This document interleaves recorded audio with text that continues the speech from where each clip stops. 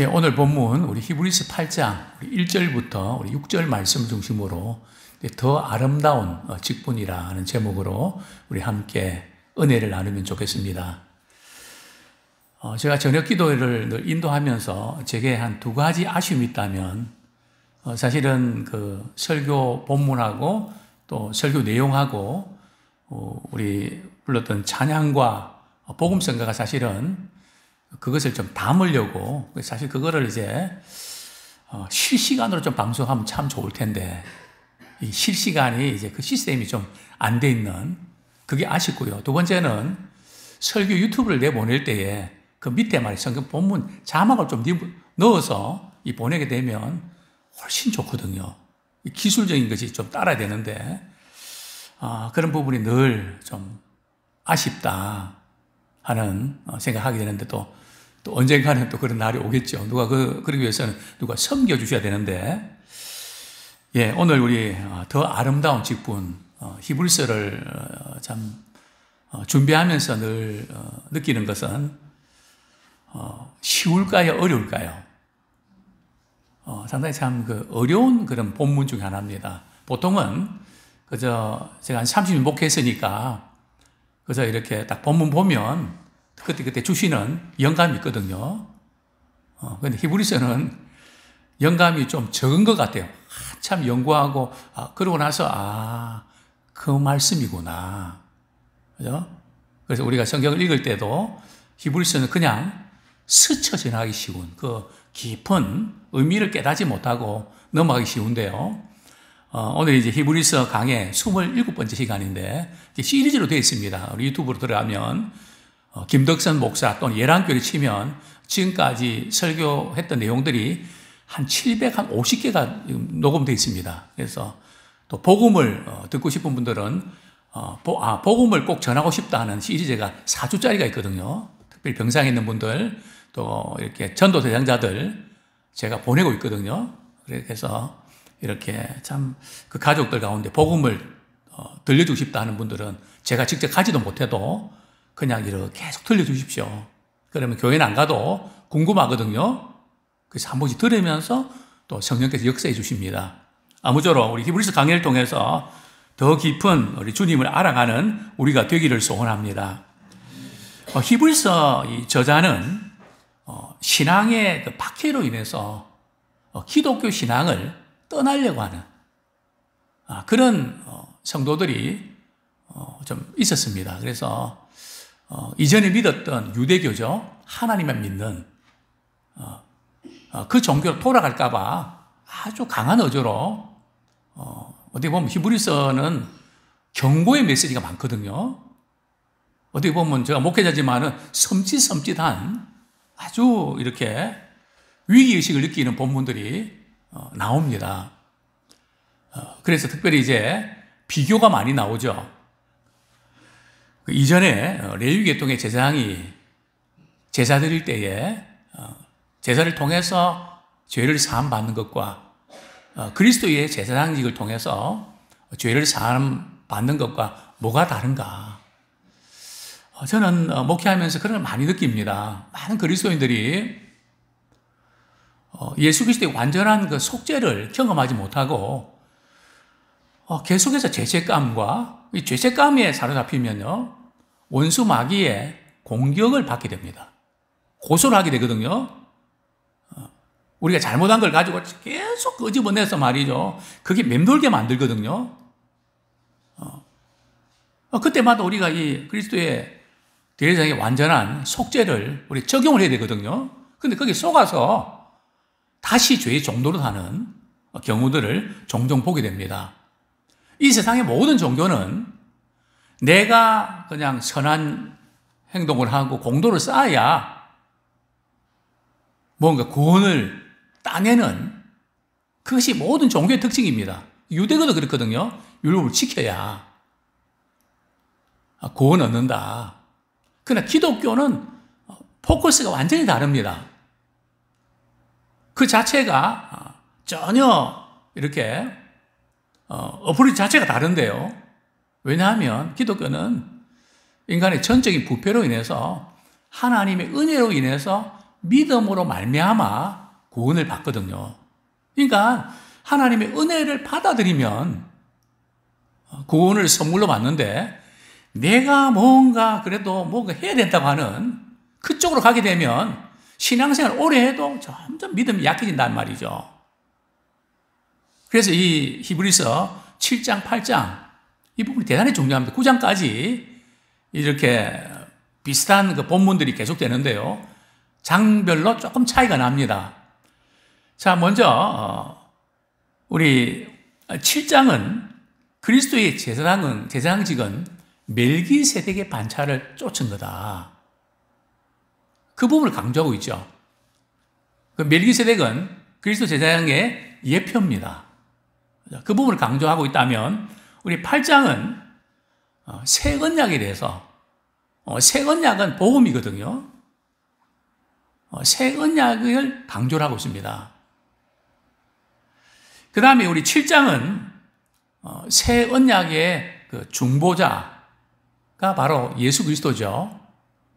새 언약의 중보자이신 그리스도를 강조한다면 8장은요. 새 언약이 그리스도로 말미암아 성취가 됐다. 그래서 우리는 지금 이제 이 신약 시대는 말이죠. 그리스도의 제사장직 이 부분이 대단히 중요한데 그리스도의 제사장직의 그 효력은 말이죠. 예수님께서 하나님 보좌 우편에 앉아 계시기 때문에 이제 그 효력이 이렇게 제대로 발생하는 거죠. 뭐 제대로 발생하는 게 조금 어편에 있는데요. 성취가 된다는 뜻입니다. 그런 점에서 우리가 히브리서 8장은 또 우리에게 또 다른 도전을 주는 그런 말씀입니다. 자, 먼저 우리 히브리서 8장 1절 말씀 같이 읽겠습니다. 시작. 지금 우리가 하는 말의 요점은 이러한 대제사장이 우리에게 있다는 것이라. 그는 하늘에서 지극히 크신 이의 보좌 우편에 앉으셨으니. 지금 우리가 하는 말의 요점은, 그러니까 7장에서 말이죠. 그리스도의 제사장직에 대해서 멜기세덱이 반차를 쫓았다 하는 것을 언급했는데 그 모든 그 내용들을 이렇게 핵심을 요약하면 이렇다는 거죠. 자, 그 다음에 이러한 대제사장이 앞에 것을 말하는 걸까요? 뒤에 것을 말하는 걸까요? 특별히 성경에 보면 이러한이라는 표현이 말이죠. 어떤 때는 앞에 있는 걸 가르치는 경우도 있고 어떤 경우는 뒤에 있는 내용을 가르치는 경우도 있습니다. 자, 오늘 본문의 경우는 바로 뒤에 있는 본문입니다. 어떤 본문입니까? 그는 하늘에서 지극히 크신 이의 보좌 우편에 앉으셨으니, 즉 보좌 우편에 앉아 계신 그리스도. 자, 우리는 이제 신약 시대에 살면서 말이죠. 우리는 예수 믿고 구원받아서 죄사함 받았다. 이 은혜를 우리가 누리고 있는데 지금 보좌 우편에 계셔서 우리를 위해서 중보기도 하신다고 하는 그 주님의 시선을 믿음의 눈으로 의식을 잘 못합니다. 이 대단히 중요한 거거든요. 보좌에 앉아 계신다. 이게 무슨 뜻일까요? 일반 그 제사장들은 말이죠. 그 제사를 드릴 때 성소에서 말이죠. 의자가 있을까요? 없을까요? 의자가 없습니다. 그 없다는 뜻이 뭘까요? 계속 제사를 드려야 된다는 거거든요. 그 제사를 계속 드린다는 것은 일시적이고 불완전하다는 겁니다. 그리스도께서 하늘 보좌 우편에 앉아 계신다는 것은 말이죠. 우리의 죄 문제를 해결하기 위해서 예수님이 단번에 십자가 지시고 영원한 속죄를 이루셨다는 겁니다. 그래서 보좌에 앉으셨다는 것은 우리의 죄를 위한 속죄 사건이 완료가 됐다는 거죠. 끝났다는 겁니다. 그래서 하나님 보좌 우편에 계셔서 지금은 우리의 죄를 사하시는 것은 이미 이루어졌고요. 우리의 삶 속에 계속 이제 적용을 해야 되고 지금 주님이 하신 일은 중보사역입니다. 우리를 위해서 중보기도 하십니다. 오늘 우리가 이 그리스도의 중보사역에 대해서 굉장히 소홀히 하는 경향이 있는데요. 대단히 중요합니다. 목회자나 뭐 다른 성도들이 우리 위해서 기도하시지만 우리 예수 그리스도께서 우리를 위해서 기도하고 계신다는 거죠. 자, 우리 로마서 8장 31절 한번 보겠습니다. 로마서 8장 31절. 우리가 죄의식에 빠지고 말이죠. 우리를 자꾸 누가 말이죠. 너 그때 잘못했잖아. 뭐 그러면서 자꾸 말이죠. 쑤실 때 그때 이 말씀을 우리가 기억하고 선포해야 됩니다. 로마서 8장 34절 같이 읽겠습니다. 시작. 누가 정죄하리요? 죽으실 뿐 아니라 다시 살아나신 이는 그리스도 예수시니 그는 하나님 우편에 계신 자요 우리를 위하여 간구하시는 자신이라. 누가 우리를 정죄할 때가 있습니다. 그래서 우리가 이제 늘 기억이 될 것은 미운 관계 있을 때 말이죠. 용서를 하셔야 됩니다. 용서 안 하면 사단이 말이죠. 우리로 하여금 고소거리를 만들어주는 겁니다. 우리를 고소할 수 있는 거리를 만든다는 거죠. 그래서 우리가 제일 중요한 것은 바로 미운 사람이 있을 때 용서하고 거리를 제거해야 됩니다. 냄새를 제거해야 되거든요. 제가 이제 저녁 기도, 개인 기도 마치고 집에 가면 한 11시쯤 되는데요. 그때 이제 음식물 쓰레기차가 지나갑니다. 음식물 쓰레기차 지나가면 어떤 냄새가 진동하는지 아시죠? 일시동, 잠깐 숨을 멈춰야 됩니다. 그 악취를 제거해야 되거든요. 그래서 우리 신앙생활도 말이죠. 우리가 기도하지만 우리 안에 있는 영적 쓰레기들을 제거하셔야 됩니다. 미움일 수도 있고요. 원망일 수도 있고요. 상처일 수도 있고요. 그게 회복이 안 되면 그게 늘 우리가 그걸 가지고 말이죠. 늘 사단은 원수로 해방할 거리를 만드는 겁니다. 우리 죄를 지으면 원수가 우리로 하여금 해방할 거리를 주는 거거든요. 그런 점에서 우리가 이렇게 누가 정죄할 때에 오늘 주신 말씀, 누가 정죄하리요? 죽으실 뿐 아니라 다시 살아나시는 그리스도 예수시니 그는 어떤 분이시라고요? 하나님 우편에 계신 자요. 우리를 위하여 친히 간구하시는 자시다. 정말 우리 주님은 우리를 위해서 기도해 주십니다. 우리 주님의 기도가 최고입니다. 항상 이 말씀 우리 기억하면서 주님이 날 위하여 우리 위하여 기도하고 계시구나. 한 이 부분을 우리가 늘 기억하면 좋겠습니다. 그리스도는 영원토록 우리의 왕이심으로 우리는 영원한 복을 누리게 될 것입니다. 우리 1절에 보면 지금 우리가 하는 말의 요점은 이러한 대세상이 우리에게 있다는 것이라. 중요한 게 뭔가 하면 지금 우리에게 말이죠. 이러한 대세상이 있다는 겁니다. 우리가 수련했다, 부흥회 때만 있었던 게 아니고 지금 말이죠. 매일매일 삶 속에서 바로 이러한 대세상이 우리에게 있다는 겁니다. 항상 이 부분을 우리가 기억하는 우리가 되기를 소원합니다. 단번에 영원한 속죄를 이루셨죠. 히브리서 1장 3절 하반절 보겠습니다. 히브리서 1장 3절 하반절. 보좌 우편에 앉아 계신 그리스도는 어떤 분이신가? 시작. 죄를 정결하게 하는 일을 하시고 높은 곳에 계신 지극히 크신 이의 우편에 앉으셨느니라. 죄를 정결하게 하시고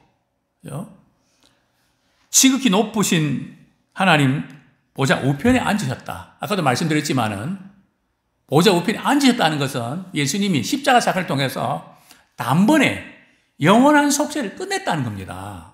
근데 자꾸 그래도 우리가 할 일이 남아있다. 물론 우리가 이렇게 회개하고 또 미워하는 사람 용서하고, 제일 안 좋은 게 미움이거든요.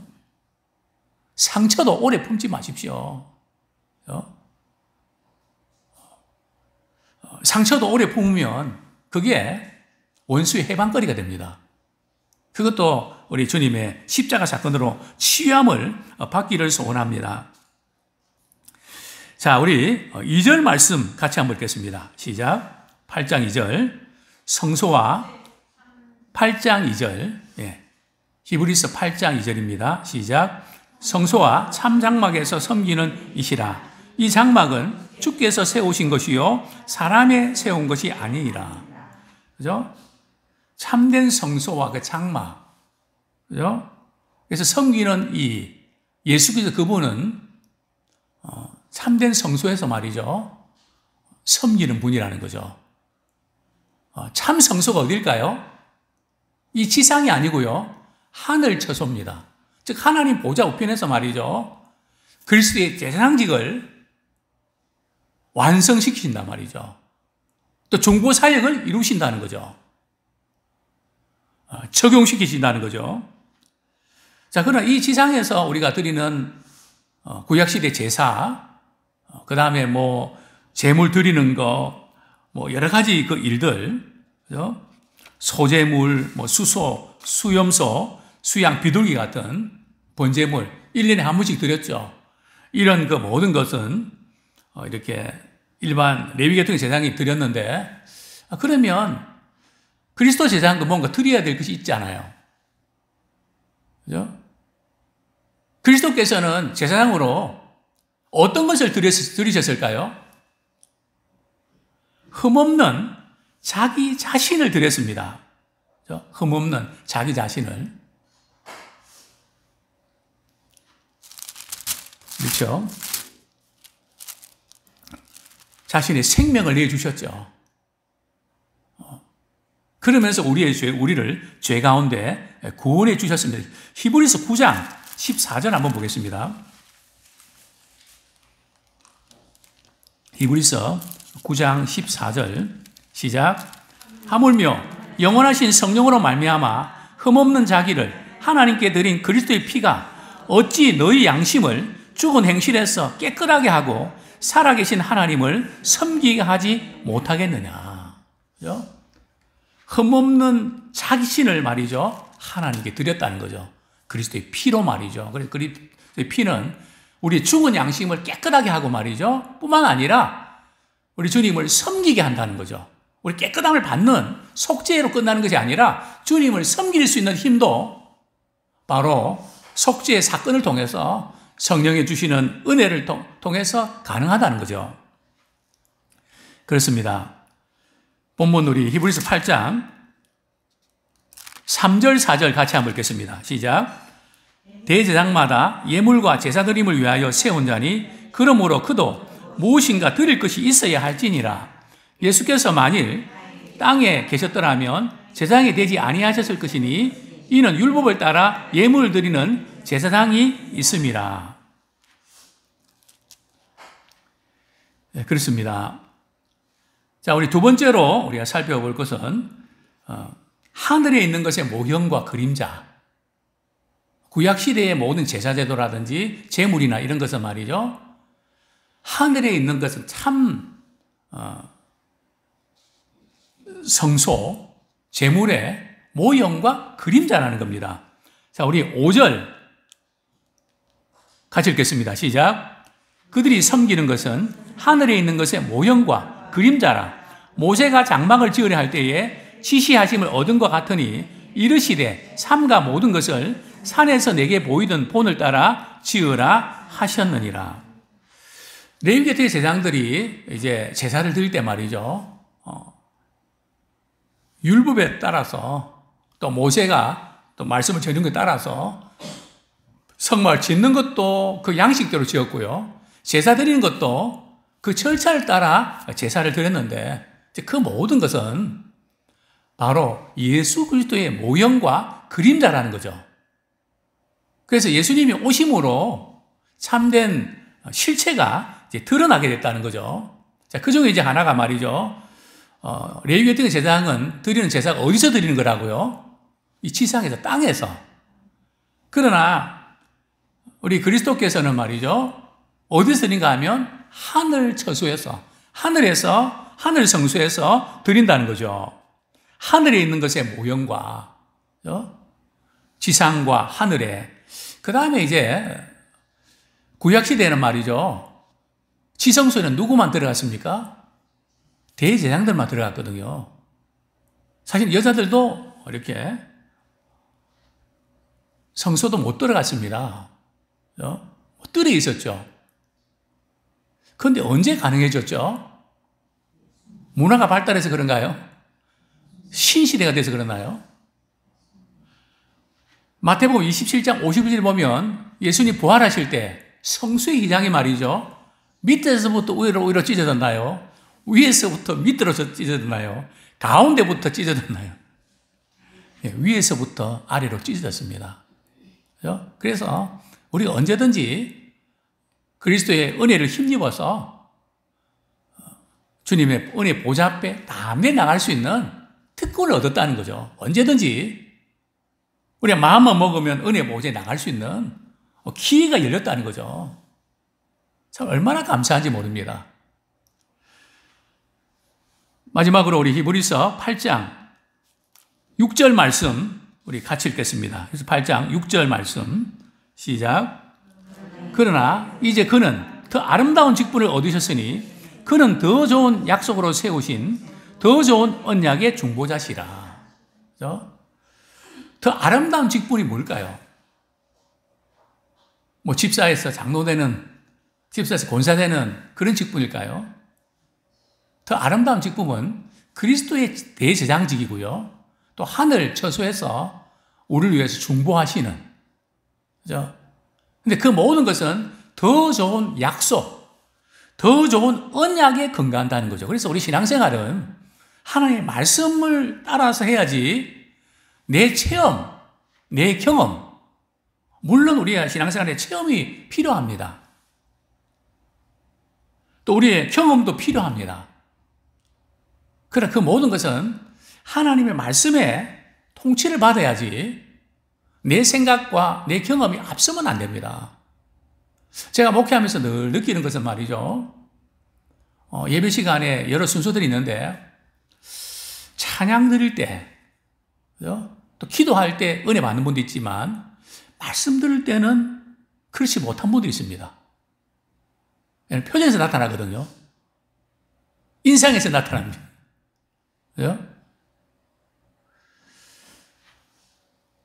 왜냐면 말씀이 안 들어갑니다. 그래서 뭔가 이렇게 체험하고 또 간증해갖고 말이면 그런 게 있으면 그게 또 쇼킹하거든요. 자꾸 그런 것을 찾습니다. 초신자 때는 괜찮은데요. 이제 우리가 적어도 신앙생활 10년 이상 하면 우리가 말씀 읽고 그 깨달으면서 우리의 부족함도 깨닫고 회개하고 돌이킬 수 있는, 누가 뭐 가르쳐 줘서가 아니라 우리가 말씀 듣고 말이 깨닫고 돌이키는 그런 성숙한 그리스도인이 되기 원합니다. 뭐가 지적을 해서 말이죠. 뭐 그렇게 뭐 해야 돌이키는 그런 게 아니고. 그래서 보고 듣는 분들은 이 말씀에 약합니다. 그래서 우리는 더 좋은 언약이 보증이 된다. 이걸 가지고 우리가 분별을 해야 됩니다. 늘 제가 안타까운 것은 어떤 체험하는 거 귀한 일입니다. 근데 문제는 자꾸 그 체험을 이렇게 계속의 체험이라는 것이 말이죠. 계속 우리 삶 속에서 나타나는 건 아니거든요. 되게 간증하는 분들 보면 그 간증하는 내용이 말이죠.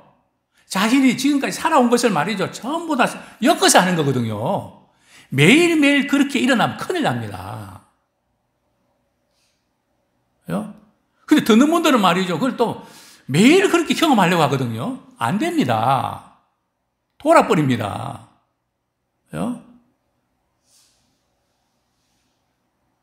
그래서 자꾸 자극적이고 뭐 그런 것만 추구하고 말이죠. 그러다 보니까 이게 신앙생활에 있어서 언밸런스가 된단 말이죠. 그래서 우리는 그것이 쇼킹하든 어떻든 그저 말씀 안에서 우리가 묵상하면서 내가 이거 잘못됐네, 또 이거 내가 해야 되겠네, 그대로 하면 되는 거고. 그래서 항상 우리의 영적 감각이 좀 다른 어떤 뭐 그런 간증이나 체험보다 말씀 안에서 내 삶 가운데 어떤가 돌아보면서 깨닫고 돌이키며 그런 일상생활 가운데 말씀을 통해서 변화되는 그런 우리가 되기 원합니다.